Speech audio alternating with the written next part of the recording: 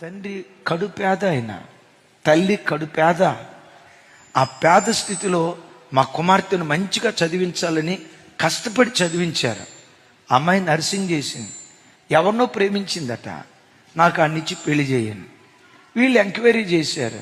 Enquiry చేస్తే చివరికి తెలిసింది ఏంటంటే, ఎవరినైతే ప్రేమించి పెళ్లి చేసుకుంటాను అంటుందో వాడు కేర్ ఆఫ్ ప్లాట్ఫామ్ గాడంట.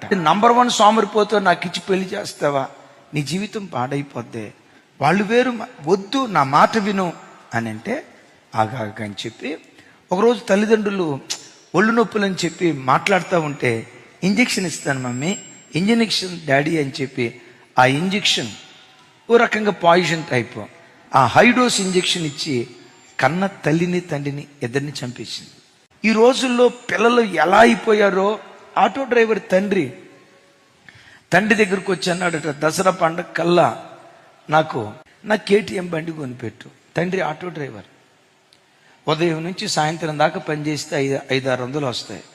రేపు దసరా పండగ కల్లా నాకు KTM బండి కొనిపీకపోతే నేను చచ్చిపోతా. అమ్మో వీడు ఎక్కడ చచ్చిపోతాడునని అక్కడ వడ్డీకి తీసుకొచ్చి, ఇక్కడ వడ్డీకి తీసుకొచ్చి, అక్కడ 5 రూపాయలు, ఇక్కడ 7 రూపాయలు వడ్డీకి తీసుకొచ్చి KTM బండి కొన్నారు. వాడు బండి వేసుకుని మొదటి రోజు అట్లా బుర్రుమని వెళ్ళాడు. వెళ్ళినాడు, మరలా తిరిగి రాల. రేపు దసరా అనగా ఈరోజు చచ్చిపోయాడు. కన్నగర్భానికి ఏం మిగిల్చాడు?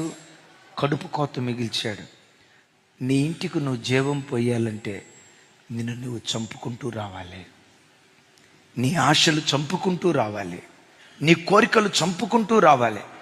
ఎవరైతే దేవుని కొరకు త్యాగమైపోయే వాళ్ళు ఉంటారో, ఆ త్యాగం కలిగిన కంబలి చెట్టు మీదకి దేవుడు దిగి రావటం ప్రారంభిస్తాడు. చప్పలు కొడితే